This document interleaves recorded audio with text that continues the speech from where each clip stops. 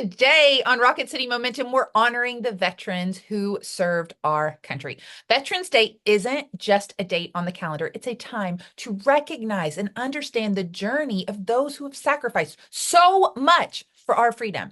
It's easy to see Veterans Day as just another holiday, but we are here to uncover why it matters and what it really means. How often do we pause to consider what military service truly involves? The bravery, the resilience, and the hardships that veterans experience are often unnoticed. Today, we're here to give you a firsthand look into the lives of veterans, how they transition to civilian life, the challenges that they face, and the strength they carry with them long after their service. Yeah, if you've ever wanted to understand what service members go through, or if you have a veteran in your life, this episode is for you.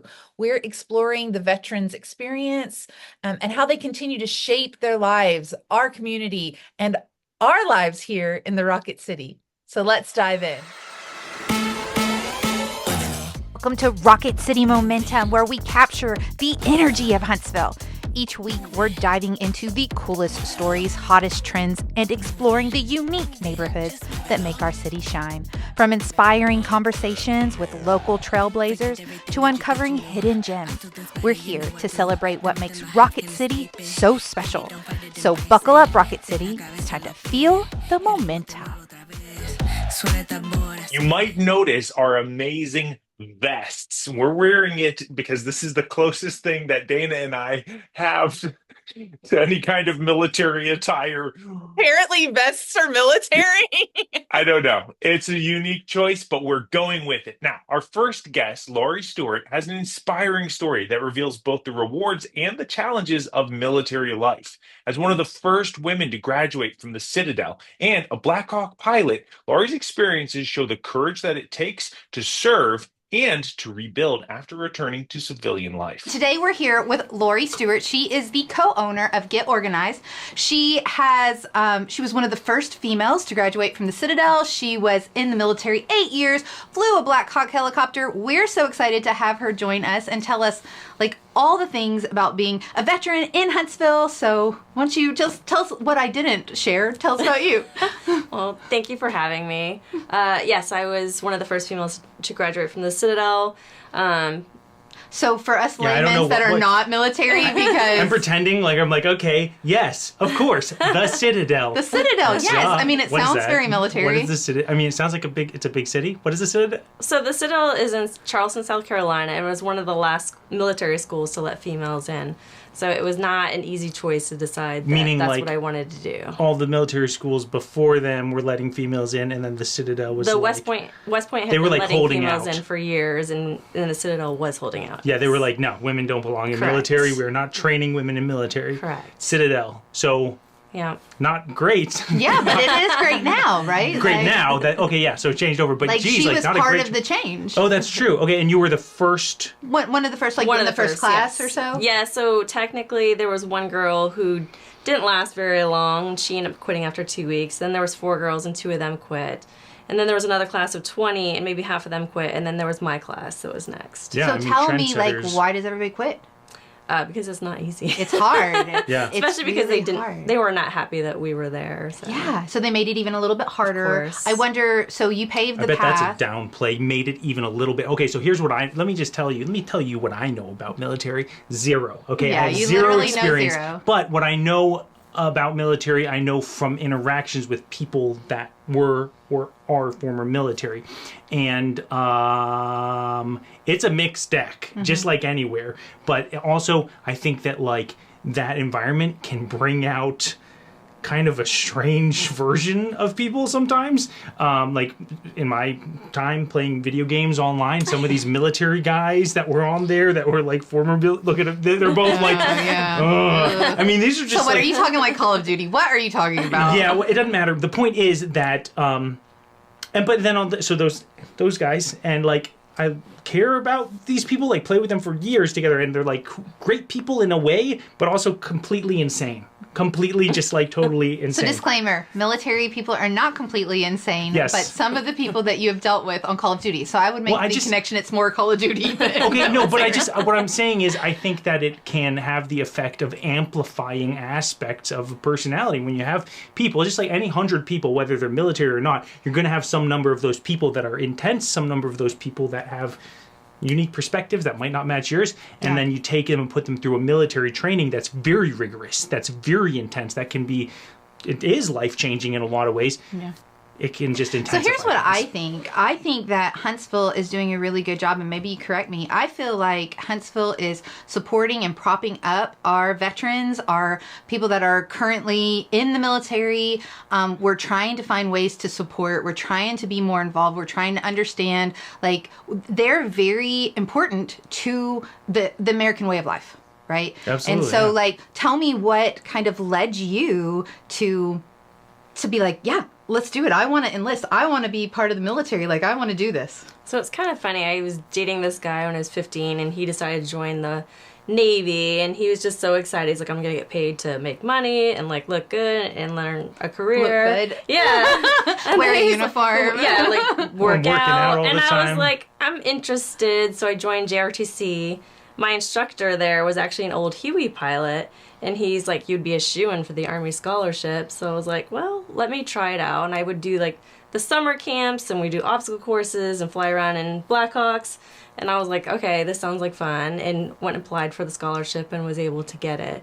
And I think the hardest decision was going to the Citadel, was just because I was not going to get that normal college experience. I was definitely going to be there to represent females and do well, so that we basically were looked at as like we belong there, because we are in the military, so why shouldn't we have benefits? You're putting up the same amount, your ante's in. Yeah. Well, I'd have to actually do more than everybody. I'd have to do better at running. I'd have to do better in like school. Like, you I couldn't would have just be to- average. Correct. You had to really perform. Absolutely, all the females really. So had to. how was that? Was that like It was pressure? hard. So it was hard with like some people, just because like no matter what you did, they were like, my father went here, my father's father went here, and there was no woman then, and there shouldn't be now. And I'm like, there's no argument for that, like, except the fact that we're in the military. You have to get used to it. Yeah, but your father and your father's father were in a culture that was wrong. Yeah. Like, I mean, take it, like, I understand, okay, fine, I realize that this is controversial, but I'm not going to sit here and pretend like that's crazy. Being like, no, women don't belong in military, and like, oh, the last 5 generations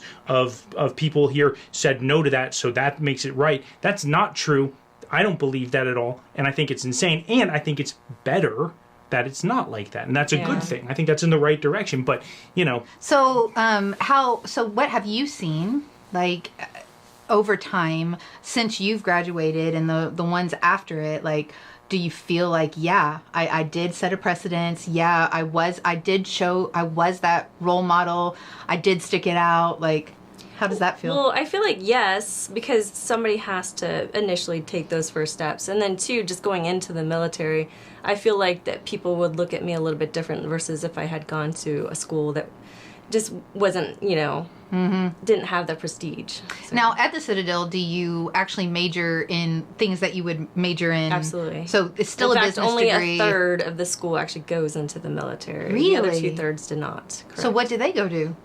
Stuff in Carolina, different things, you know. Okay, so just like regular. So what sets it apart? Why is it so military Centric. Yeah. I think that's not the only school that does that. There's other military schools that do that as well. Only like West Point, you know, the Naval Academy, only those schools say you all have to go in, but the other schools say it's just something you can do to kind of set yourself apart, be a part of this Kind of community. like joining JROTC Networking, does not yes. mean that you are Correct. going into the military. Yep. So what grade did you start that? What do you mean? JRTC? uh-huh. I think it was either sophomore or junior year, maybe. Yeah. And how was that experience?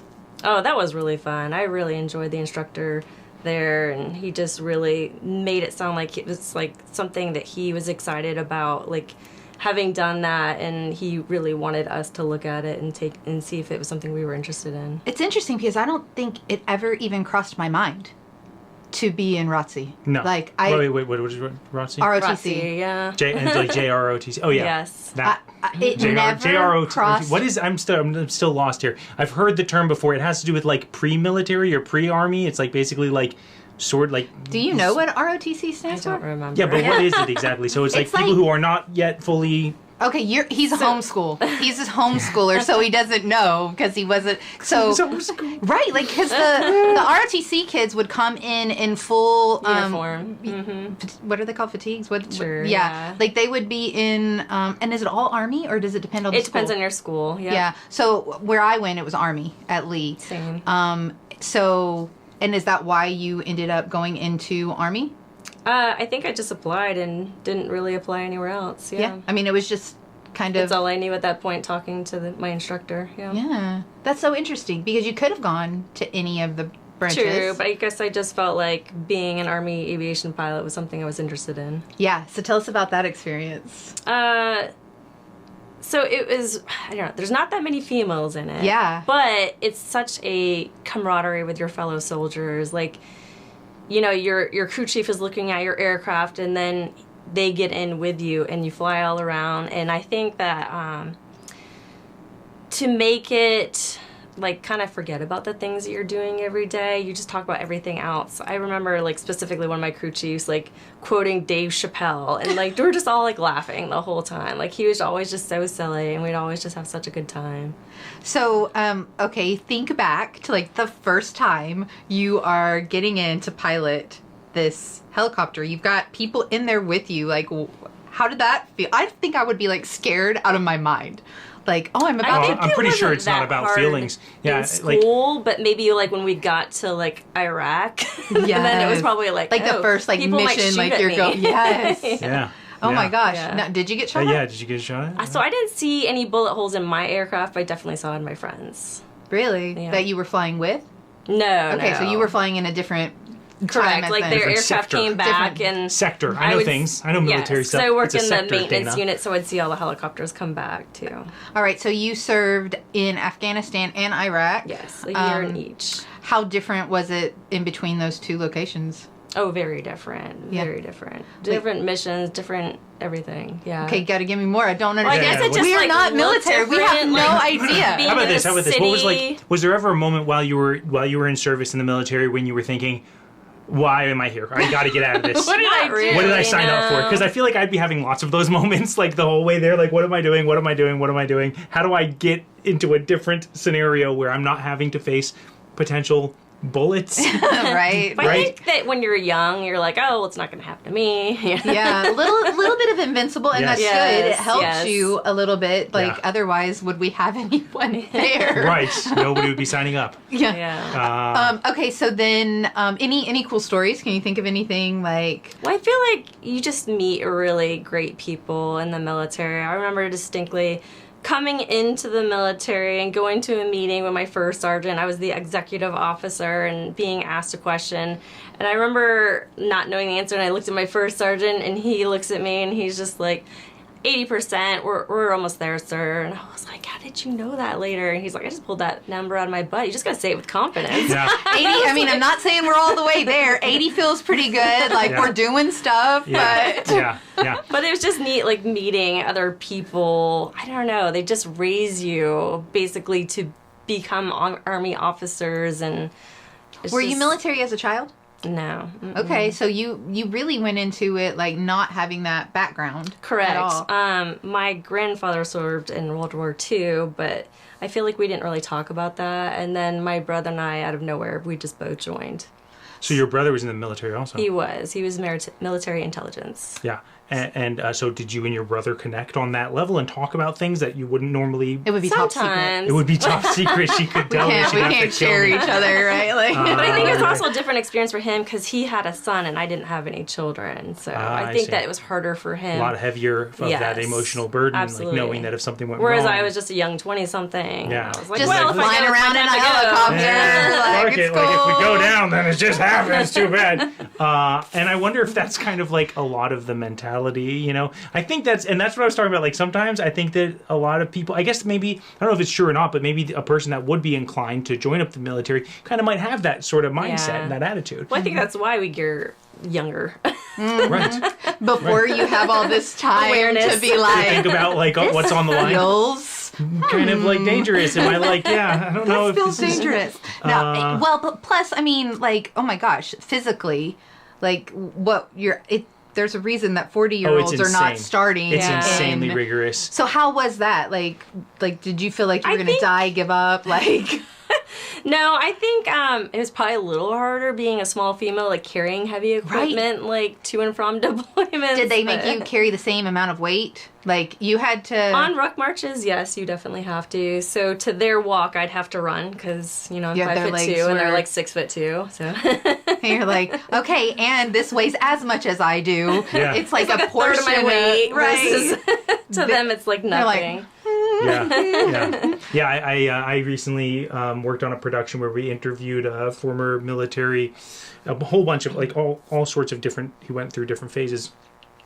and I just heard about a lot of just really insane stories, and like it's the physical part of it. Like he went and like trained to become a Green Beret, and like what that was like going in Oh, that, yeah. and just insane. I mean, like, Yep. put you to the test, basically grind you down to the bone to see, like, to give you, and I don't know, this is like me projecting what my perception of it was, but like, to give you some form of framework for what it could be like. Because if you're deployed and you're in action and something goes wrong and it gets bad and you are stranded, you don't know. I mean, this is like day and night on your own, under fire so it's like... So the did kind he of- have some of those stories where he was Oh, like... he had all kinds of stories, but the training specifically was like, I think that they intentionally intensify it as much as possible They want to Right. make sure to you don't simulate. break. Exactly, because like Yes. if you're out there, there's no one that's gonna just like be like, okay, let's pause and take a break and get a hot meal. Like it's not like that. Right. Like, okay, take a couple deep breaths. It seems like let's you're go having back struggle. in. Yeah, exactly. Do you need a phone call really quick? Yeah. Some support? It's not like that. Did you It's need a glass of water? Yeah. Just take a Yeah. breather. no water, no breather, not just like that. just pain and darkness and cold and the elements and having But what about like the family aspect, right? Like they become your family, and They so absolutely do, the relationships that you formed there, like,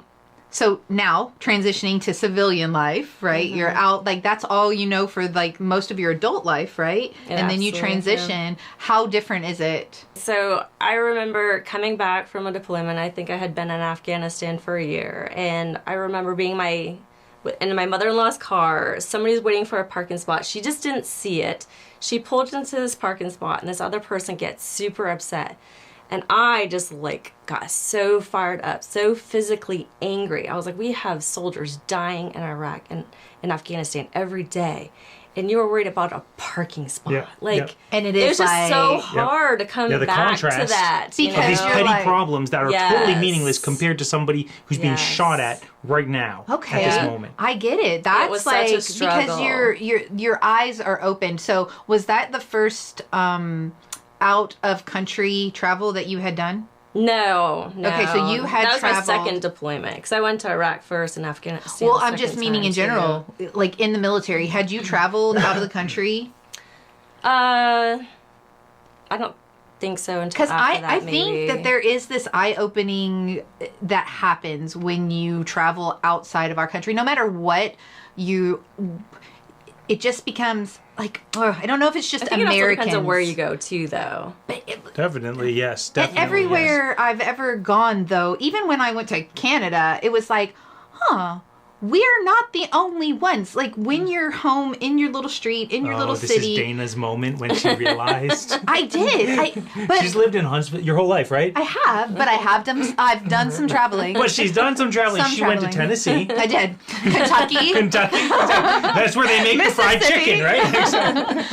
No, I mean I've The gone to cultural Costa difference Rica, of like getting outside the Belize. country, though. I've gone to See, third world Belize, I countries. feel like, yes, there Yeah. you're going to see the difference. But Literally you go to Switzerland, scared. I didn't see it. The difference. Okay. Yeah. That's different. So that's why I Why? say it depends on where Because you go. Because they're safe. It's Yeah. like it's not so like Belize. They have people literally walking around with like machine guns, and you're kind of like, Oh. that's not something that's So normal. why did you go to Belize? Yeah, vacation. What? Hello.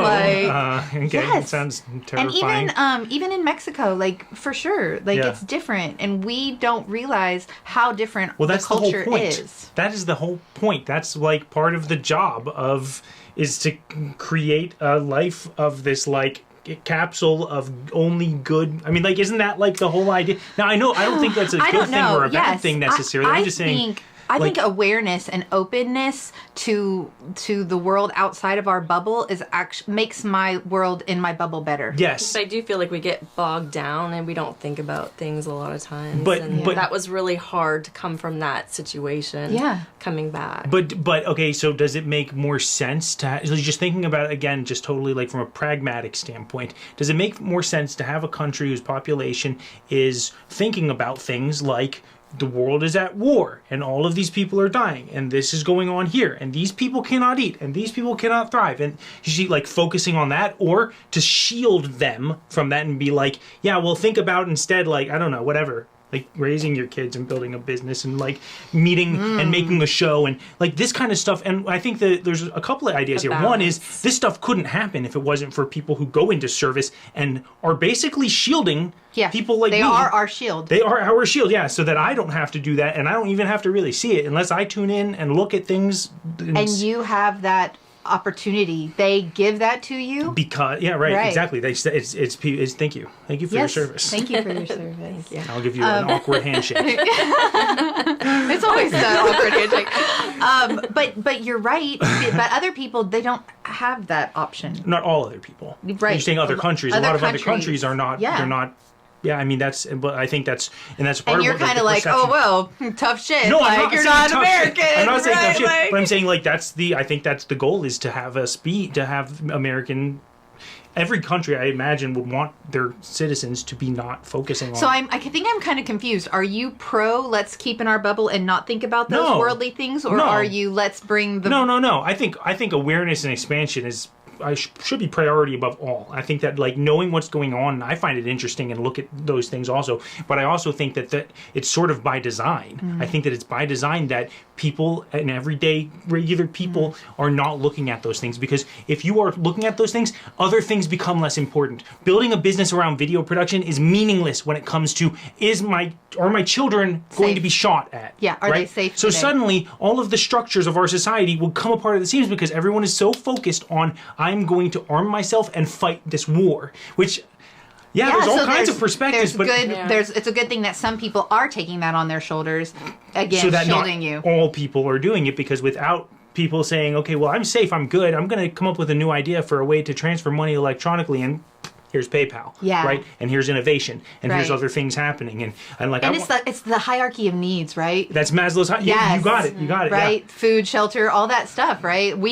All those things feel full for us, so we're like, oh, we can be creative and we can make a show about Rocket City. Like, all right, so with the transition, It all feels so meaningless now, Dana.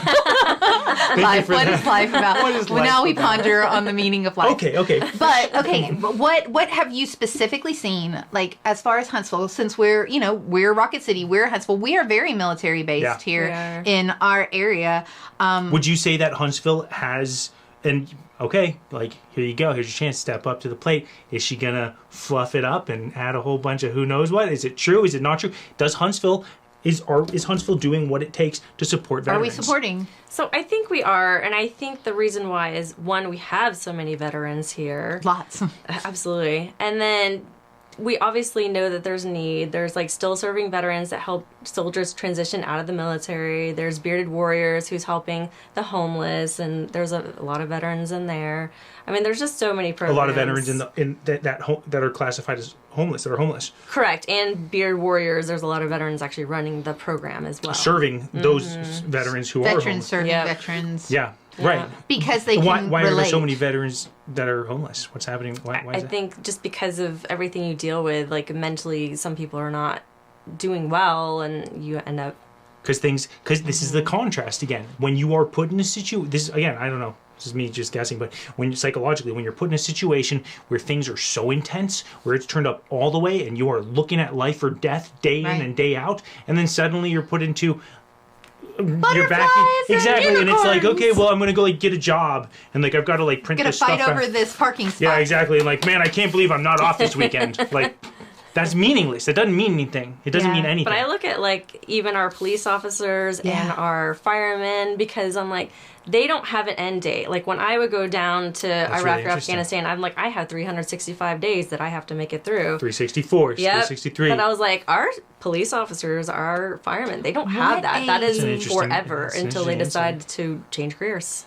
What a really eye-opening perspective. Yeah. Right? Like they don't. Yeah. They don't. There's no end date. There's no countdown. Like it's just like that's the life that they signed up for. Yeah. That's amazing. Depressing. I mean, but it's not. But it's also it like, does that make you think like, man, next time I see one, maybe I should like go ahead and say, hey, thanks.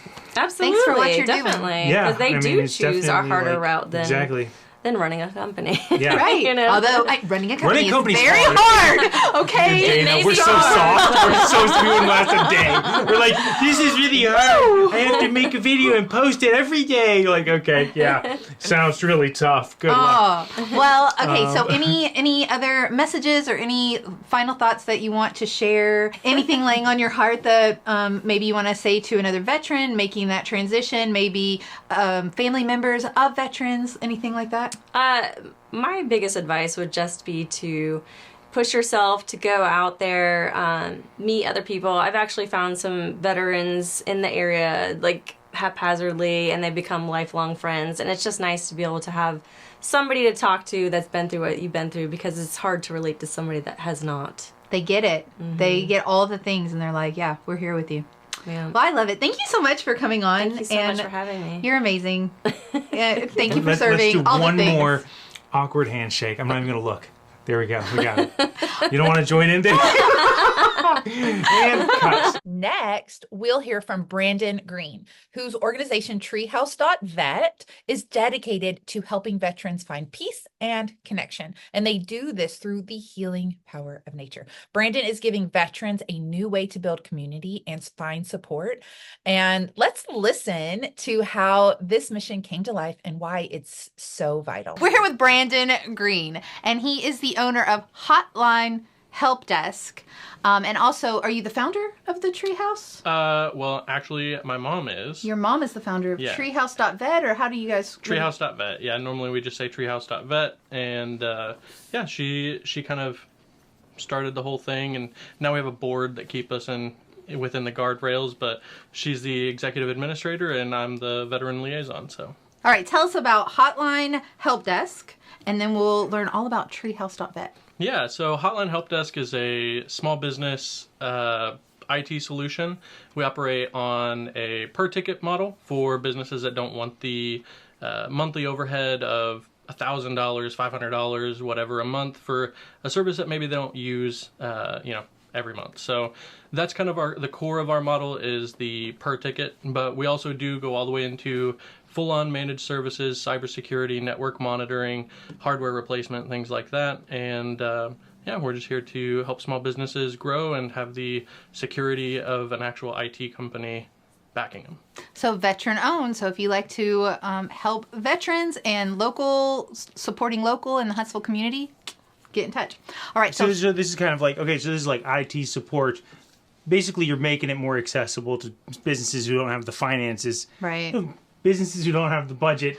It's hard. Small business is hard. It's hard. There's a lot of expenses. So many hats, and everybody wants a piece of your money. So you're like, but wait, there's nothing left. Right, exactly. What about me? Yeah. And so you're able to access, like, I'm just like trying to synthesize here. You're able to access professional IT services without having to retain somebody to have access to professional IT services, right? You can access it just when you really need it most. Exactly. Basically. Yeah, and that's for troubleshooting and things like that. For hardware and other things that are going to pop up, we have a full platform of hardware that comes at a better cost because we're a group, we're an IT service group. We represent all of our customers. So something that may cost you $2,000 to purchase on your own as a small business that's only buying one or two a year, we're buying several dozen of those things probably a year, so we get a little bit better discount for you.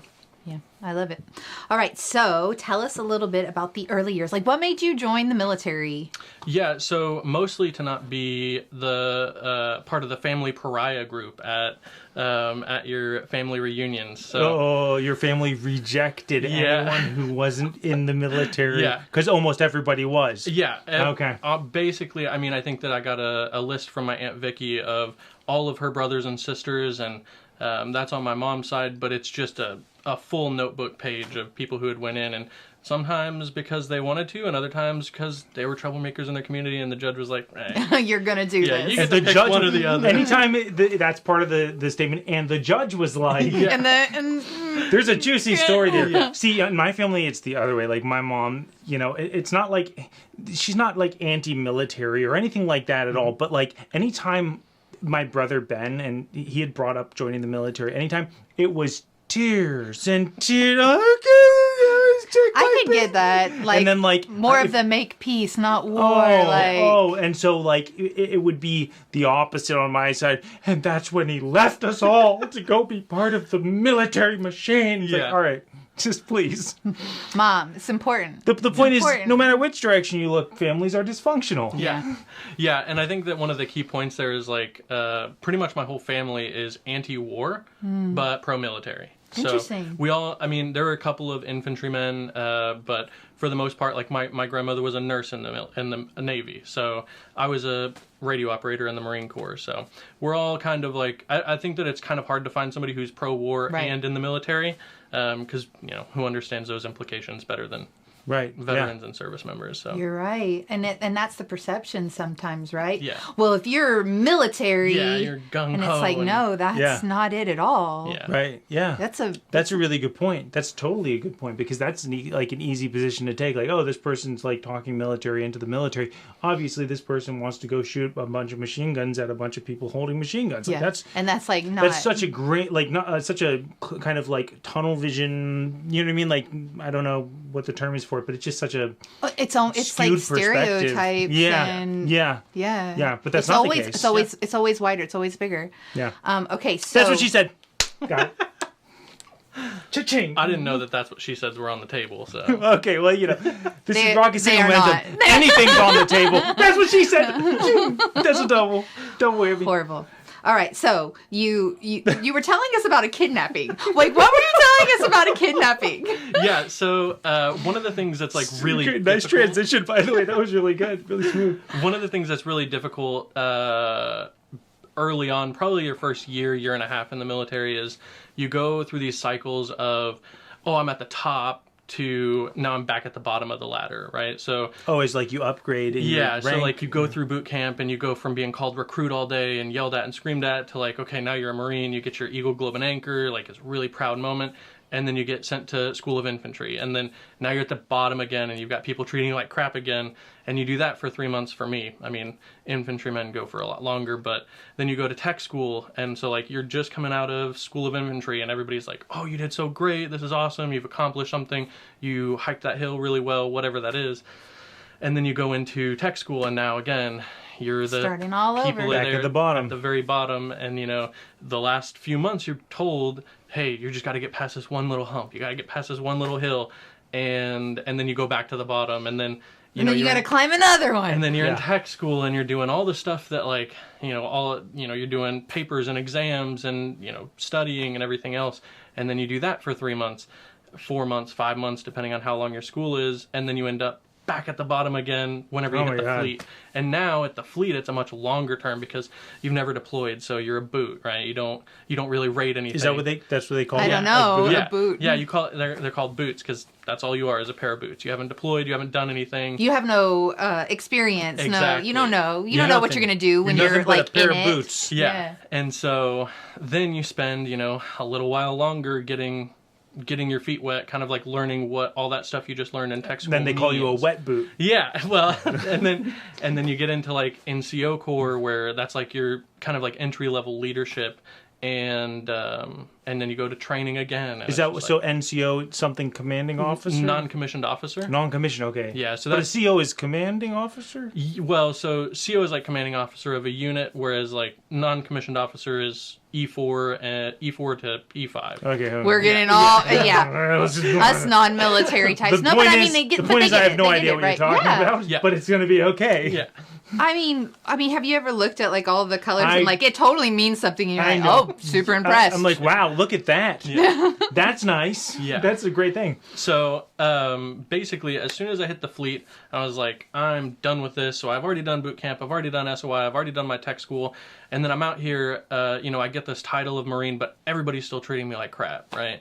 And I was like, I don't want to do this. And at that point, I still had 3 years left, right? So I'm just like, oh, this is not a That's hill I a want to very climb. large mountain. Yeah. Yeah. And so, I remember sitting in my barracks room and just thinking like, okay, if I bust out my window and, I'll scrape a little blood on there and then I'll just disappear. I can get, I can get on a boat, go to Okay. Australia or something. Yeah, okay. And then ride out my 3 years. Totally a crazy plan, but like, that's that. It literally crossed your mind. This Like, is the self-kidnapping. Yes, this is a self-kidnapping. And that's like, I'll make it legit. that's the point It'll of be just, great. You've been through that cycle. I guess it speaks to like the level of intensity. Yeah. Right. Really. So this wasn't like. and then of course to in your level of basic. depravity. Yeah. Right. Like, yeah, exactly. No, but this is not just a me story. You could talk to a lot of veterans, and they will have like, yeah, I just thought about running away. Yeah. And that's Because like, it's intense. It's Yeah. a lot more intense, and people who don't know about it, people like me, even Right. I'll speak to it. Like a you've little seen bit. the movies, but See, you're oh, like, yeah, and a lot of times I haven't even seen the movie, so it's like I'm even less informed. But it's just from an outside perspective, it seems very one-dimensional, Right. and nothing that involves human beings can be one-dimensional because humans are not one-dimensional. Yeah. So Yeah. that's intense, man. Yeah. That's intense. yeah, But you made it. I did. You I didn't made it do all the way through. you didn't do the self-kidnapping thing. No. Okay, It good. didn't happen. Yeah. What do they call it? Well, AWOL? it- Like, yeah, what is that? AWOL, yeah. Would you let's take a moment to send a message. Anyone thinking about going for the Don't do it. self-kidnapping? Yeah, do you want to tell them anything? Don't go to an extradition country. Yeah, there you go. Okay, great. Don't do Just it. don't do Usable it. Yeah. advice. Yeah. If you pull it off. Yeah. No, it really is worth it. People ask you all the time, would you go back and do it again? And it's one of those things where, like, I think that it's difficult to say whether or not I'd go back and do it again. On top of all of that, there's, of course, transitioning back to civilian life and trying to deprogram and all this other stuff that comes along with it. Yeah, tell us more about that. Tell Yeah. us what that was Because like. that right there is like a huge piece. Yeah. And I think that's a piece that has huge consequences. Like the way you put it was really, I think, apt. Deprogramming. Yeah. And I think that there's a missing piece maybe in that puzzle where people wind up not getting properly and then repro or whatever it is, because that transition doesn't happen smoothly and you wind up with problems, which I'm sure With the you personal nonprofit. experience, but also you were part of this nonprofit. So Yeah. tell us about the experience that you had. Yeah, so coming out, I actually, so I've been working since I was a little kid. So I have like kind of a head down, step forward type of mentality. It's not, I've never been in a situation where working doesn't help my anxiety, doesn't help depression. It's like, if I can just get another job, I'm gonna be okay.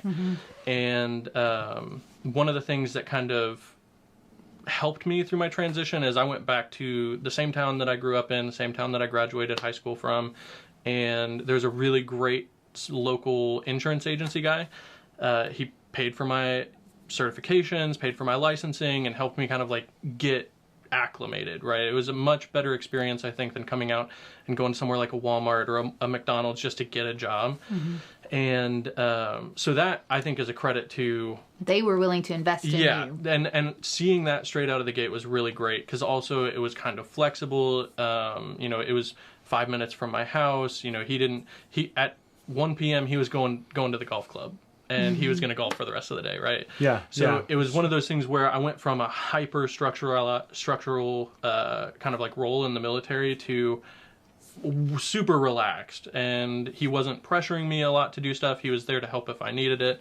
So I think that really helped with my transition. And then I immediately moved into a less structured one after about a year there.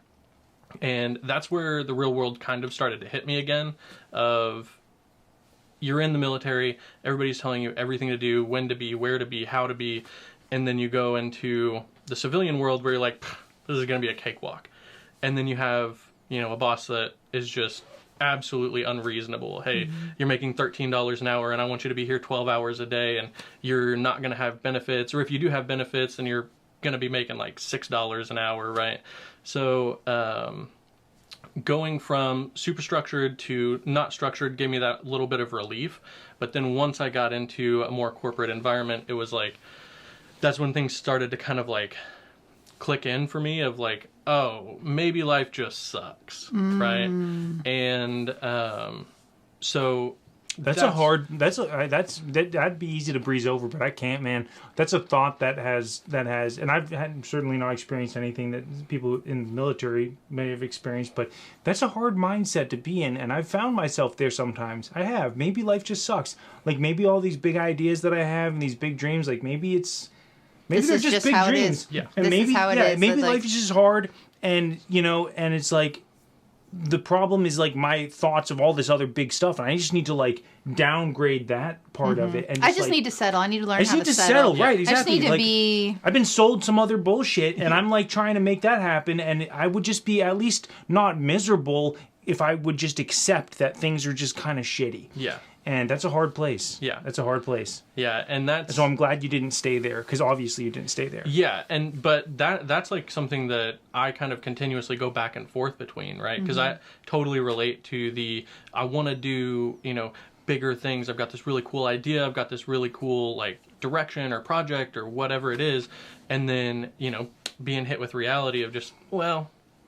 That's not where I'm at now. Maybe walk that back a little bit. But, and you kind of get hit with that cold water of just reality. But I think that having that delayed a little bit, it kind of gave me the knowledge of, well, this guy, my first job coming out, right, he had that relaxed environment. So it's kind of like, now I'm in this spot of, okay, I know that he was only making like 80 grand a year or something like that as a small town agency operator, but he had his country club membership, he had a house that he had paid off, he had all of His life did not suck. Yeah, exactly. His life So did you're not like, suck. it does look good. It can look good. It's within reach. Right. It's within reach. Yeah. And so, but a lot of veterans don't have that, right? Right, The whole spark of Treehouse kind of came from a Marine that I had mentored, and he had gotten out, and within a few months had taken his own life. And this is kind of the stark reality of the difference between my experience and the difference between a lot of people's experience, and that kind of sent me through. Like in a lot of scenarios, it's option B. Yeah. Yeah, it's people that are like not finding a way, Not and they're finding stuck someone. in maybe life just sucks, and it's like, well, if that's the case, and like you really start believing that, and it's like day 1, and then day 2, and day 10, and day 20, and now it's like been 3 months, and every day it's like, well, maybe life just sucks. It's like, why even? Yeah, well, and it's compounded by the fact that part of the recruiting tactic is like, this is what you're going to do. This is the most important thing you're ever going to do in your life. This is so great. You're going to be amazing. Everybody's going to love you. Everybody's going to honor you. And then, you complete your contract, right? You do what you said you were going to do. And then you get out and it's like free fall, right? Who's there to support you? All of the people who you've trauma bonded with for the last 3 years scatter across the country, right? And as much as we would all love to stay together, It's not feasible. how can you do that, right? Hey, I'm from Kansas. Everybody just come to Kansas and hang out. We'll buy an apartment complex and live in the barracks forever, right? Yeah. You can't do that. And it's not like you're calling to check on everybody. Like, it just, life happens and you lose touch. And some people stay connected, but it's hard. Yeah, it is hard. And it's one of those things where you go from, I didn't have to maintain any relationships in the Marine Corps because I lived with them. I worked with them. I deployed with them. And you get kind of lazy in that, right? I didn't... Sure. Yeah. And that makes perfect sense. Yeah. You don't have to so you're develop you're not relationships exercising like those, that. Yeah, you don't have to, because you're right there. These are like... You have to be with me. You're bunking. Like, I don't care. We can fight, and then you're gonna be here. It doesn't matter. This is the family. Exactly. We live all together. It's we like all share sister a bathroom. and brothers, Is that what like, it right? is? Yeah. So, and it's not like that. Like, outside of that environment, in most cases, you do have to put in some kind of an effort to maintain and establish a relationship where you're seeing somebody on some kind of regular basis. Yeah, I mean, that requires work. It requires, oh, well, now instead of just going to the chow hall for lunch, I've got to pay for a lunch, right? And who's paying, and, can they pay? And I have to budget to make sure that I can eat through the whole month. Yeah, and that's if somebody's from your same town. If not, if even, right, exactly. Then I have to spend 4 hours driving or 4 hours flying and pay for a hotel and all this other stuff. So it goes from no effort to maintain all of my relationships to extreme effort. And that's a really key kind of like point that I don't think that enough transition counselors really focus on is you're taking what is essentially a child who went from high school to really mean high school, and now you're expecting them to act like an adult and cope with all of the traumas of the last 4, 8, 20 years. And it's such a, I mean, you talk about the mountain for going into the fleet and being told that you're nothing again. This is a mountain that's so much bigger than that. Right, yeah. Yeah, because they don't see it. So okay, so you probably know stats better than we do. Is the majority of people coming out and experiencing this B option? Everyone's getting PTSD. So I mean, I don't know. I'm going to speak generally. Pretty much, when you go through an experience like that, so the reason that needs to have deprogramming is because there's programming going on in order to get people into the mindset to function in this particular environment. Okay? Because you have which is a high stress, high tension. Because you have to be able to depend on the people people have to be able to do their jobs even if shit is like completely coming apart at the seams. And then so you have all this programming, okay, and then you enter a whole new thing, which is like normal life for us, right? Who never have been programmed for that, right? And nothing, it's like night and day, right? Totally night and day. So it's got to be a huge number. So is that what Treehouse.vet is working to bridge the gap? So Treehouse really focuses on that deprogramming cycle. So this is not something that I can send you to a retreat or to a hunting trip and that just fixes it. And you're like, check, you've gone through all the steps. You are now deprogrammed. Right. So the important thing is to kind of like equip people with these, and one of the most important people to equip is a significant other or a spouse. So that's smart. So you're building a support system. So yeah, we do hunting and fishing trips and camping trips, and we work with a network of Airbnbs that if we receive a call from a VFW or an American Legion post about, hey, I've had this veteran, he's at the bar, most nights and chatting about this, he could really use some detachment from regular life.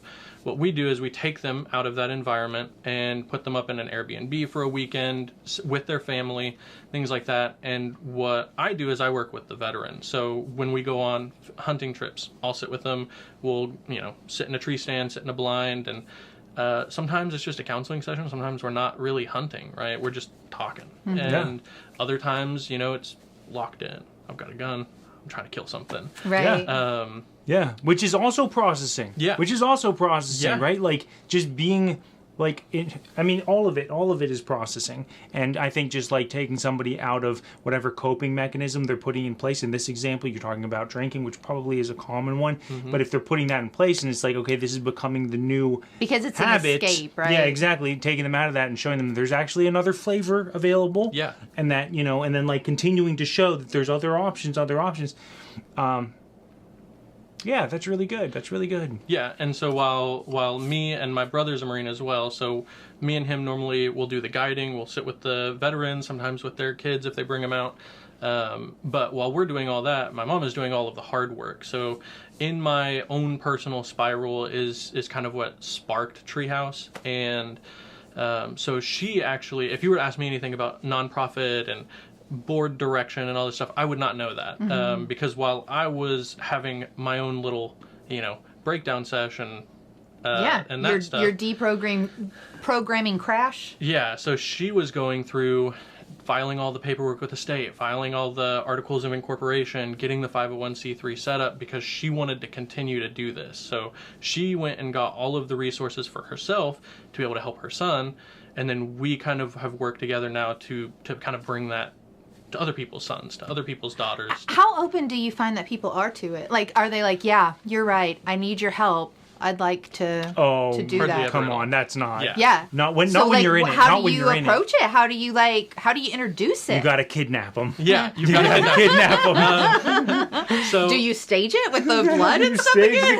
the kid. Perfect. So what we found is that a lot of people, if it feels like a counseling session, they'll never do it. Yeah. So that's Out. where all of our guides and so we're all kind of under the direction of my mom, in that she is giving us specific trigger words to listen to. She's giving us, okay, if they're talking about this, you don't have to push them, but you need to ask better questions. And so she gives us that information. We go out on the boat or go out in the blind and we're having a good time, but we're kind of trying to probe into these issues.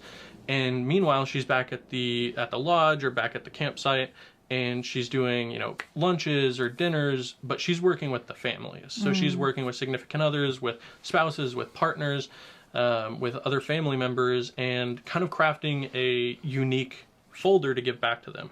So that way those same trigger words that she's teaching us to listen for, she's giving those to the spouses and she's talking through. Yeah. If they're doing this pattern of behavior, this is how you can easily break them out of it. Because these So are the is people they're the- with the most of the time. Yeah, exactly. And so it's like if you can arm them with the tools necessary to kind of have these kinds of conversations, Yeah. know when to ask, know when to push, then you can almost have somebody there all the time. Yeah. That's really smart. That's a really smart way of going about it. So is it usually the families that are going to reach out and have identified that, hey, something's not quite right. I think we might need some help here. Almost always it's going to be the families.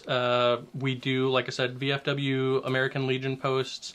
Those are all really, really great resources. The main thing is that most of the veterans who need help are probably not going to be the ones to reach out to us. Right. Yeah. those No, are definitely not when they're Because in, it's hard because when they're you're in it. You Yeah. don't know. You don't Well- know that you. Well, even or if do you know, Do you don't know want that you don't want to You- face it. You do don't wanna know face that it. you need help, but the problem is in this mentality of service first. Hmm. So no matter how bad my situation is, I can always say there's somebody who needs that way more than me. I don't want to absorb resources. Yeah, somebody else needs it. Yeah. Because Someone else is further gone or Yeah. whatever. Especially for me, I've never done a combat deployment. So I am part of like 75% of all military members who've never been in an active combat area.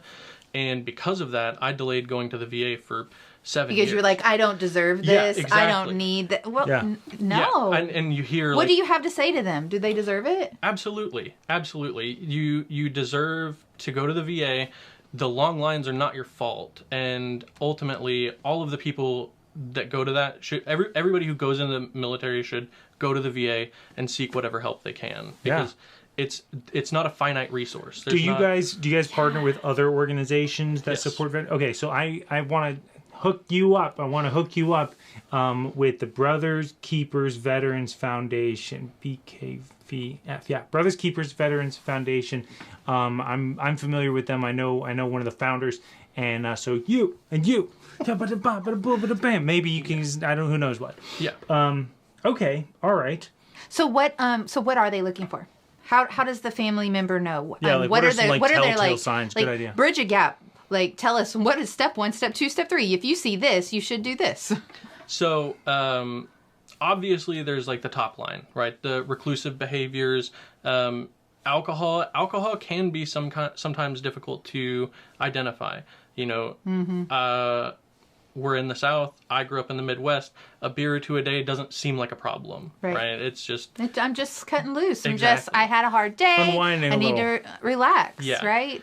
and the number one thing that I would say is probably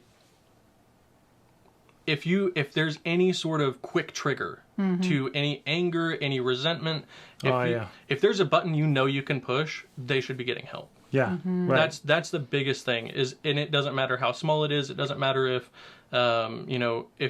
they get loud with the kids whenever they don't want to finish their peas. That's a problem. That's problematic behavior, right? Because they could be triggered. Yeah, and And it might it's dangerous for start them and it's small, dangerous but it's for others. festering and Yeah. it's growing under the surface. and the cycle there, as long as that cycle continues and you don't diffuse it, as long as that cycle continues to like go round and round and round in their heads, it's going to continue to get bigger.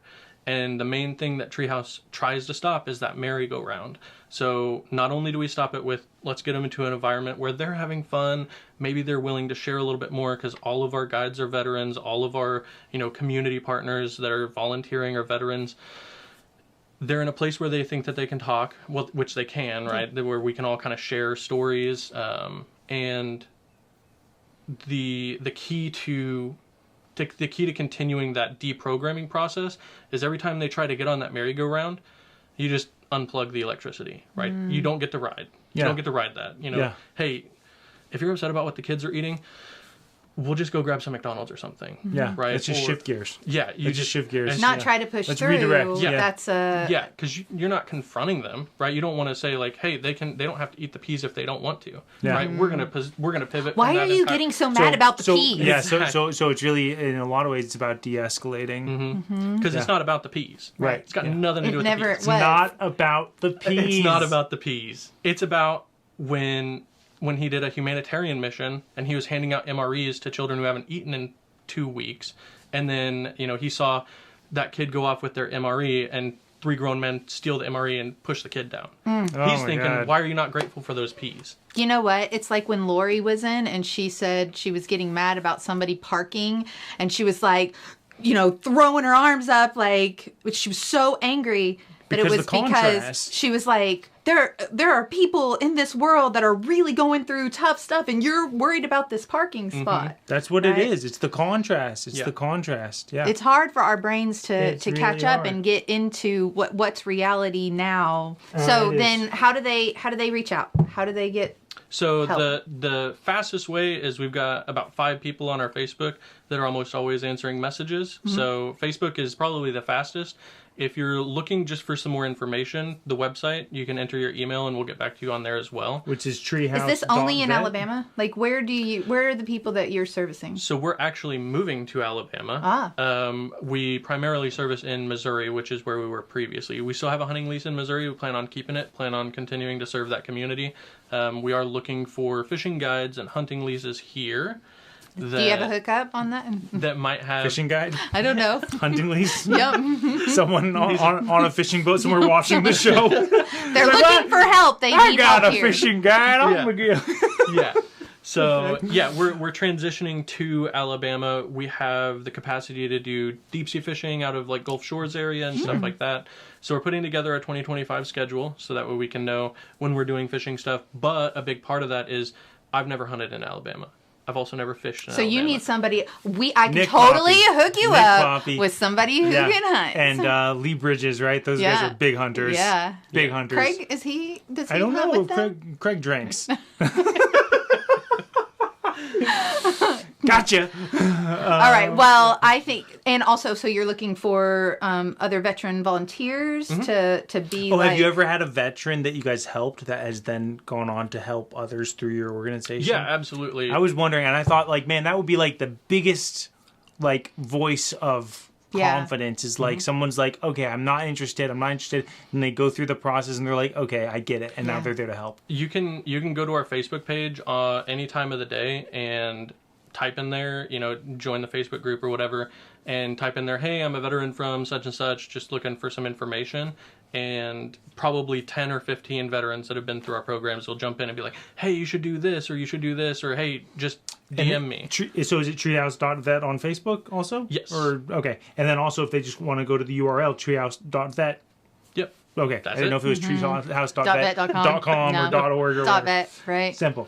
Okay, good. Yeah, and we'll put those in the show notes. We'll make sure that you have the resources. And if you know someone, a loved one around you that could benefit, I think, you know what? Speak up. You Yes. deserve it. They deserve Yes. it. Everyone deserves it. And if you are a fishing guide or know a fishing guide, also speak up. Thanks for joining us, and thank you for joining us, sir. Yeah. Thank you. See you next time. As we honor the experiences of veterans, we wanted to take a deeper look at their history.